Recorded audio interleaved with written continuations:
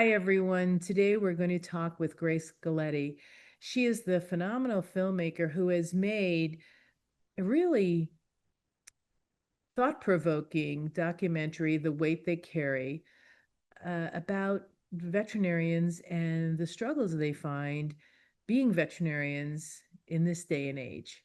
So let's see what Grace has to say. And by the way, she has a great surprise at the end. So stay with us for the whole podcast. Remember to like and share the podcast so others can hear why pets matter. Now let's listen to what Grace has to say. Hi, I'm Deborah Hamilton. Welcome to my podcast, Why Do Pets Matter? 10 years ago, with my iPhone and a script, I recorded the first episode of the Ultimate Pet Resolution Summit, which chatted with experts about conflicts over animals. Our conversations were intimate, honest, and illustrated how disagreements over animals occur and how those disagreements can reshape people's lives and relationships. In November 2019, I started Why Do Pets Matter, a new podcast that continued these informative discussions. I'm so excited to have you here with me, continuing my exploration into a more meaningful conversation about why pets matter to all of us. My guests and I will share ideas, stories, and experiences straight from the heart, unscripted and holistic. From the bravest moments to the most brokenhearted, we will explore how to resolve disagreements over animals differently. One thing I know for sure is I want to have more meaningful conversations that will help all of us unlock that deeply felt human-animal bond that drives the emotions of conflict. Hi, everyone. It's Deborah Hamilton, and I'm so glad to be back with you on Why Do Pets Matter? And I have my good friend. We've been talking over the past few months. She is remarkable, Grace Galletti, who has created a documentary and really a movement, The Weight They Carry, showing the life of veterinarians and how it might be actually killing them. So, Grace, thank you so much for being here with us. Yeah, I'm so happy to be here and really excited to be talking about the weight they carry and continuing to raise awareness about these issues. I know I loved your face when I said that it might be killing them, but veterinary medicine does have the highest incident of suicide. So, not to be a downer in the first 3 minutes of Why Do Pets Matter, but to make sure that we all recognize that we have to come to each other in our best form each and every day. So, before we start, Grace, why do pets matter to you? Well, I've always loved animals, but as a kid, I was not allowed to have any pets. We traveled, and my parents just didn't want to deal with it, which I understand. But I finally was able to get my own cat 5 years ago, and his name is Turtle.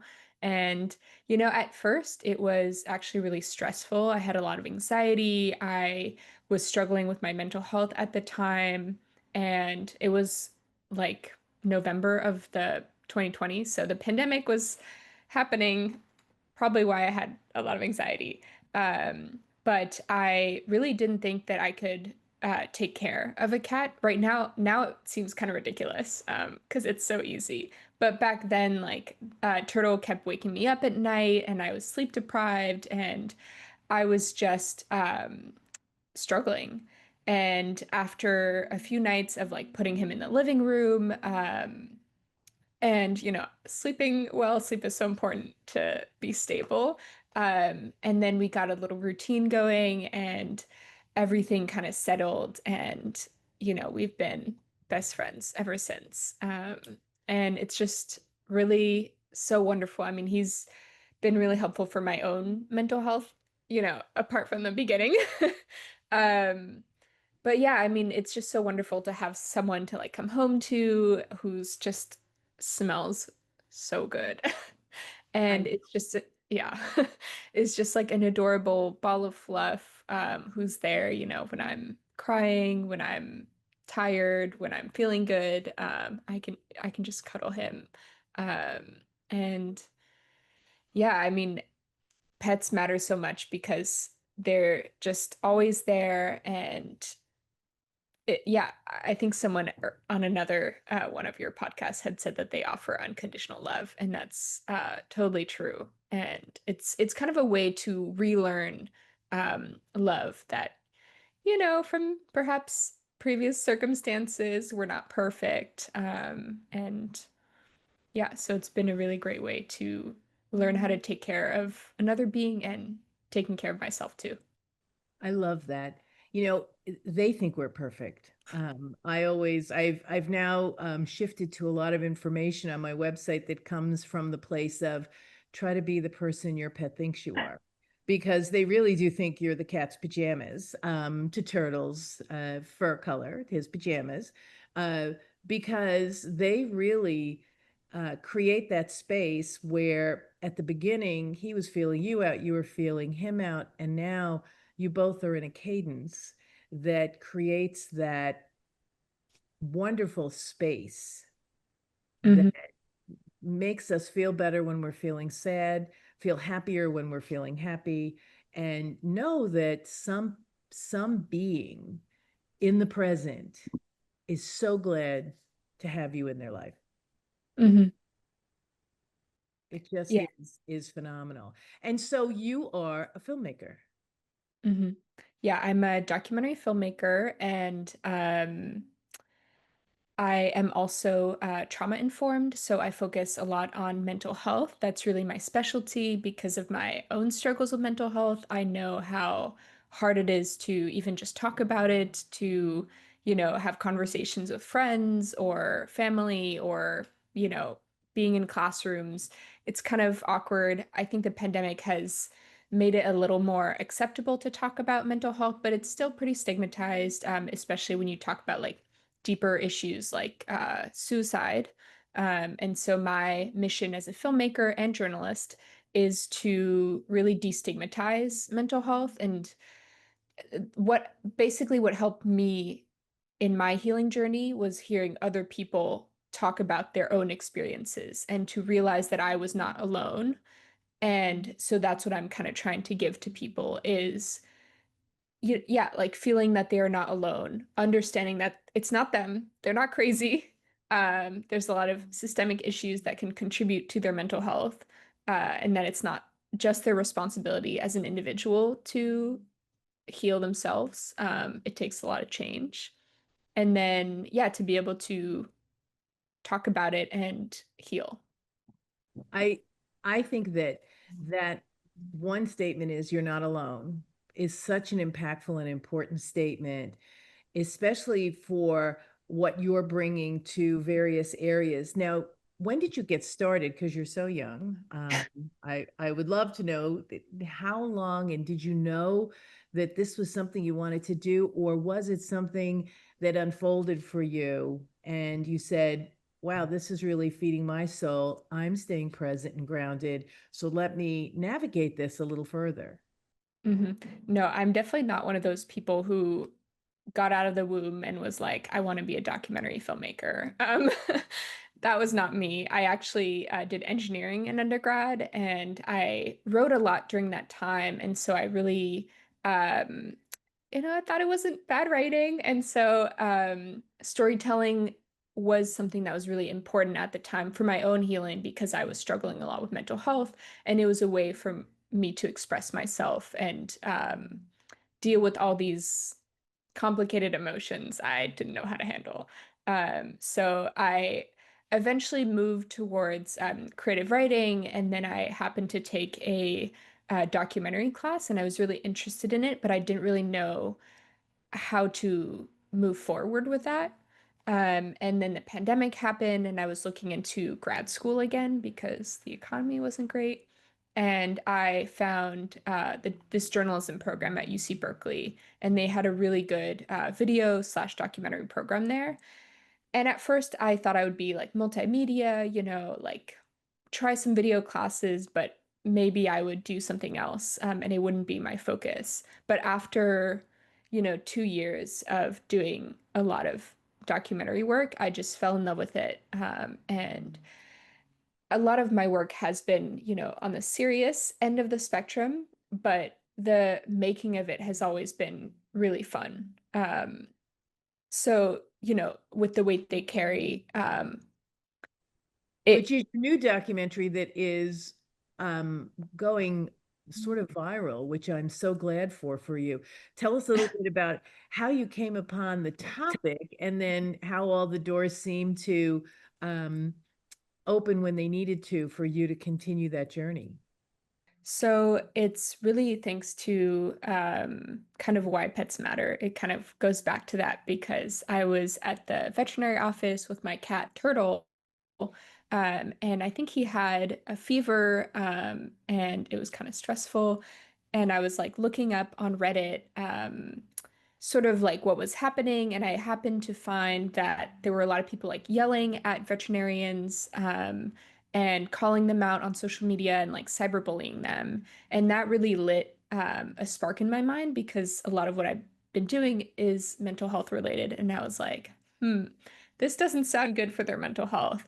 And when I looked into it, I saw that they actually have a higher suicide rate than the general population. Some studies say that it's about 2 times higher than the general population. And immediately, I was really surprised. And when I talked to people, they had no idea. So I knew that this was something that needed to be talked about. And then on the other side of things, working in documentary, things need to be visual.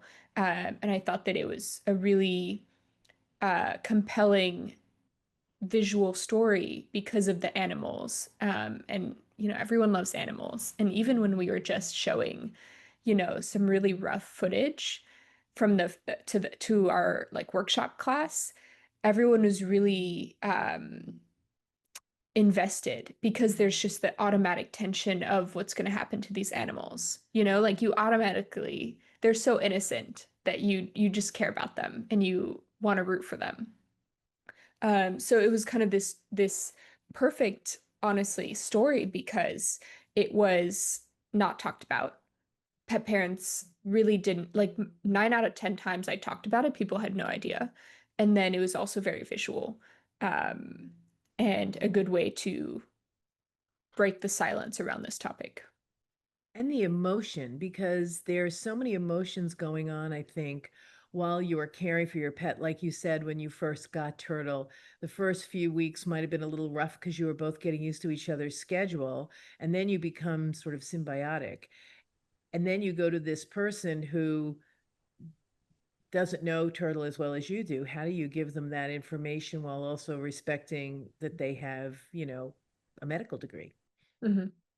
Yeah. And it's hard because I've had, human doctors not treat me super well. So it is hard to trust someone else. And I think there is an issue of, hedge funds buying up veterinary companies and, perhaps putting profit over the well-being of the staff, the well-being of the animals. So there are these issues where you do have to be careful who you bring your animal to. Right now, I always check, is this family owned? Is this, a, big company, corporate? And I really try to go more towards the family owned practices because I just don't trust corporate. Um, but It's so interesting because, in the scheme of things, there are some corporate entities that have provided veterinary medicine in areas that haven't necessarily had veterinary medicine and created that opportunity for pet owners. And yet, people are a little skeptical about the tendencies or the rationale for buying up practices, independent practices, and becoming more of a group practice. And yes, they can save money buying in bulk for the entire group. And that may or may not be passed on to the pet owners. However, I think that the independent practice may pride itself more on a little more than 15 minutes a visit, uh, because there's, you know, what are they called? The schematics or something that you have to get through, the production issues that you have to get through. And I think that for most pet owners, new pet owners, they're unsure about this new way of practicing veterinary medicine. We all are on our phones and want everything to be at our fingertips and done one, two, three. And when it comes to our pets, maybe that isn't what we want. So I heard that when you said that, I heard that, well, the corporates are a little, you don't know them. And the vets might be fabulous at the corporates, and yet they might be working under some pressure, which I think is what you were able to explore in your documentary. There's some additional pressure there that may not be serving the veterinarian for the purpose that they got into veterinary medicine.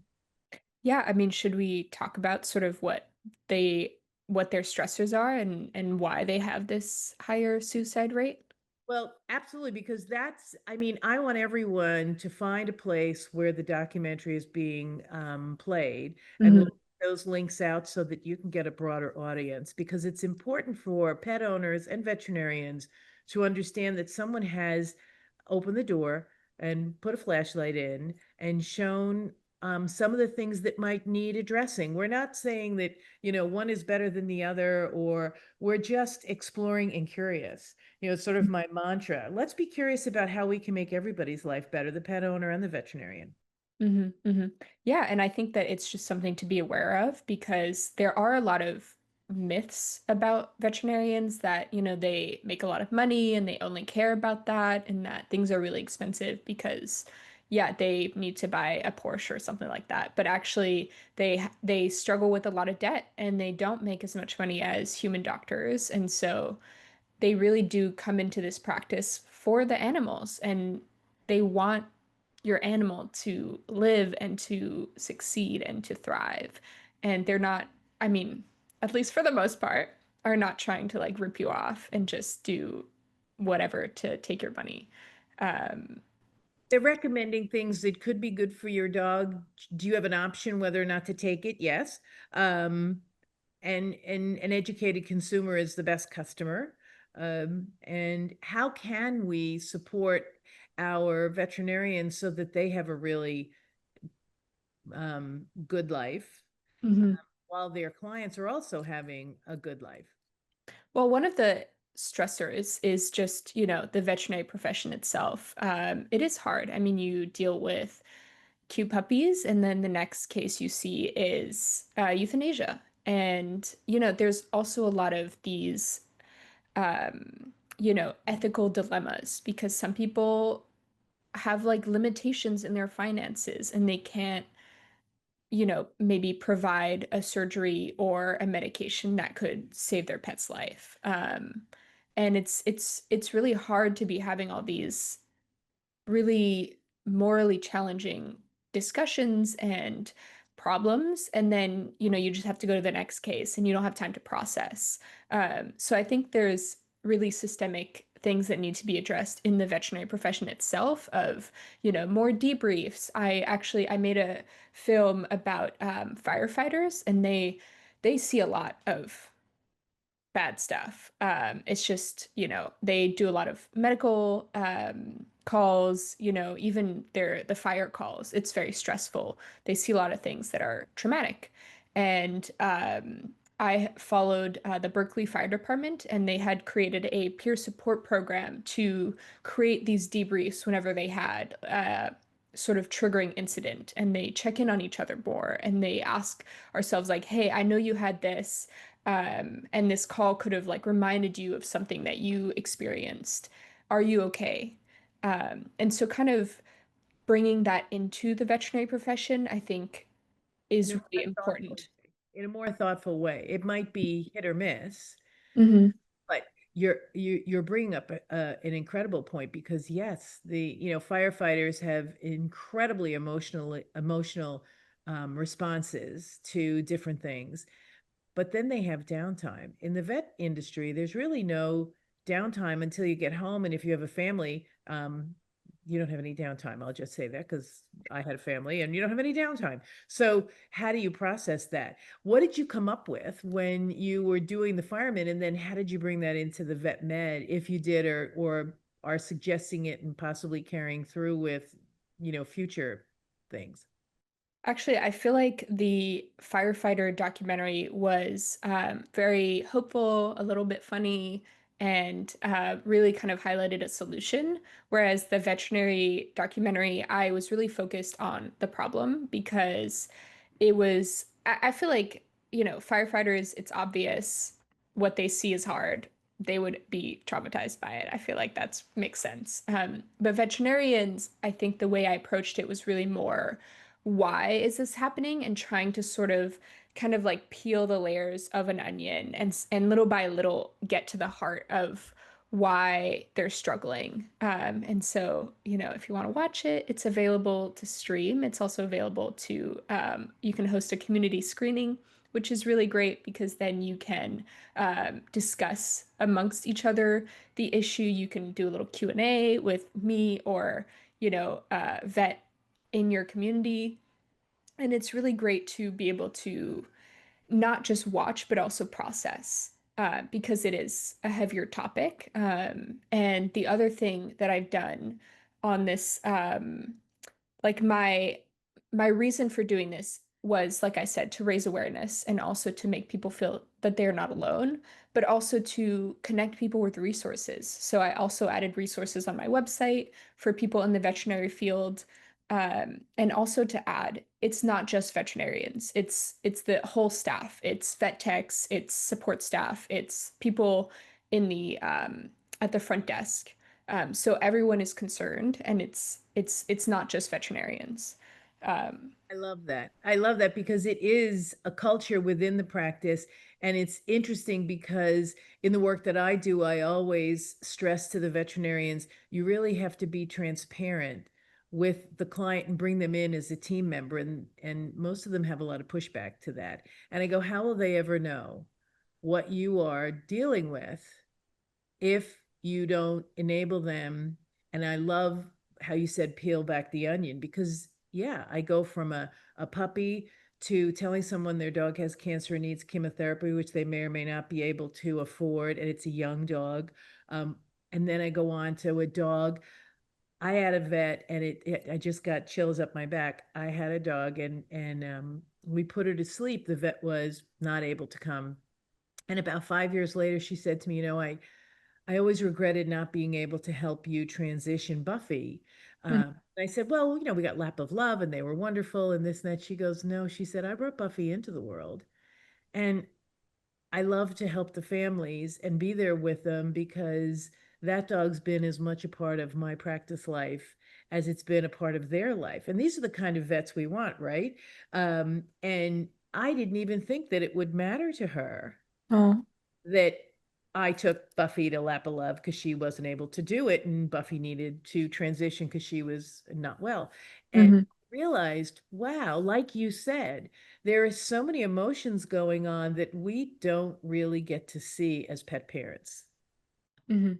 Yeah, and you don't know if they are dealing with an emergency. And yeah, one of the days I came to film, they had just said that, oh, you should have been there the other day because there was like a trail of blood like on the floor, and there was like a trauma case where like a dog had been hit by a car.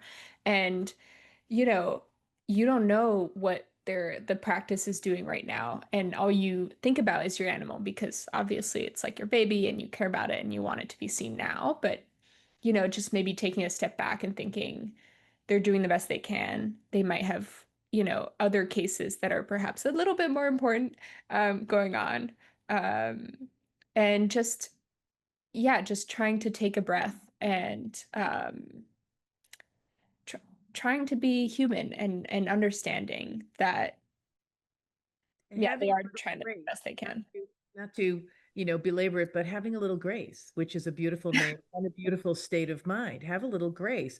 I remember my vet, before she opened her practice, was a roving vet. She would practice at every vet's office who was on vacation. And once there were like three of us waiting like 2 hours to see her. And the receptionist at this one vet's clinic said, our clients won't wait 15 minutes without coming up and saying, how come I'm not being seen yet? And we all looked up and we said, well, we know when our time comes, we're going to get our time. And so we're okay with that. Do we block 2 hours when we go to see our vet? Yes, which is seemingly ridiculous. However, we don't know if somebody's going to come in ahead of us or behind us who has a sick dog that she has to take care of. If God forbid that was me, then she would take me. And so for me and for the rest of the people who were sitting there, because there were like three of us, we said we know that when we need her, she's going to be there. And I think that's the thing that may be lost in translation, when people come in for routine visits, or when maybe a different mentality comes in to run the vet experience for the vet, for their staff, and for the clients. And yeah, that's kind of where sort of both sides of the equation come in. Yes, the pet parent can have a little more grace, like we mentioned, but I think also, veterinarians go into this because they love animals and not necessarily people as much. Although it depends. Um, but yeah, I think there's also a side of things where this is the worst, or oftentimes it's the worst day of someone. Maybe not life, but it's a bad day, and veterinarians maybe need to know how to express that and how to talk to someone when they are experiencing intense distress. And I mean, how do you, I don't think this stuff is really taught in the school. I mean, They you get know, a bit of communication. I always, because that's what I've brought to veterinary medicine, the ability to take a step back and breathe. Mhm. Mental health, if you can breathe in and breathe out 4 or 5 times, and really ground yourself, you can sometimes work yourself through something that's really challenging. But they don't see that because they are such A-type personalities, which I love. I am not. Um, I sort of slide through as a C personality. But I was very motivated, in law school and things like that. But as I've gotten older, I've realized that sometimes I have to take a step back and ask myself whether or not this is worth it, whether or not I'm perceiving it correctly. The other thing that I find with people that I work with, that they bring bias in the room, both the pet owner, because my last vet was really great and this vet really stinks, or vice versa. My last Mhm. vet really stinks and I'm not going to give this vet the chance to stink. Um, and the vets go in with bias about somebody, say, with a bully breed, or somebody who's a breeder, or somebody who has their fifth dog. And how do they have their fifth dog? Isn't it too expensive? They create these realities that aren't there. And so the documentary that you've brought into reality is giving all of us a minute to stop and breathe. Mm. Yeah. And I think that kind of going back on the firefighter documentary that had more a solutions oriented approach, I think that focusing on the problem is important because you want to feel seen, and it is important to linger and to show people that it's okay that other people have felt this way, and that, in your darkest moments, that you're not alone. And at the same time, I think that, if I were to do it again, I would add a little more solutions and a little more joy, which actually is kind of what I am doing. Um, I'm so we've screened a lot in different organizations, different communities, and we've gotten really good feedback, and we've been able to connect a lot of people with resources and really raise awareness about this issue. Actually, I had a couple conversations last week where people had heard about the film, which was just really cool to know that and to hear that it's been kind of making waves through the pet vet world. And so what I'm trying to do is expand the film because the short film, it just scratches the surface. I mean, I don't really talk about veterinarian debt, and how expensive school is. It doesn't talk really about the financial discussions and the issues with talking about those things with pet parents. There's just a lot of things that it doesn't mention, including, the joy of being in this practice. Like why do people do this? And it's not all doom and gloom. You know, there's a lot of joy. There's a lot of pets that they do save. And a lot of people that even if they aren't able to save the pet, they are still able to kind of comfort the pet parent and like guide them through the loss. And so, yeah, I've decided to expand the weight they carry into a feature-length film. And stay tuned because we're about to start fundraising, and start developing. And I've been having conversations with people to interview. So if you're hearing this and you're a pet parent or a veterinarian, please, and you would like to share your story, please reach out. Or if you're even interested in participating in the documentary, again, please reach out. I would love to talk to you. I love that because I was sitting here while you were talking and I said, there's at least 7 or 8 chapters here. It could be one of, a series of documentaries for the wonderfulness of it, and then the difficulties that both pet parents and veterinarians experience on so many levels, right? Not just, um, on end of life and things, but there are so many things that come up in a veterinarian's life and in a pet parent's life. You lose your job. You get sick. Can you take care of your pet? I mean, I have a friend now who's sick, and I said to her, "Well, do you still have a dog?" And she goes, "Well, no, I can't possibly. I know I'm going to die." And I don't know. I absolutely respect her choice, and yet I would be so lonely if I didn't have a dog with me, and I would make plans where whoever was coming to help me would be able to help me with my dog. Or if not, keep my dog, bring my dog over for an hour or so. So that, like you said, when you were petting Turtle, you realize that the endorphins were so great.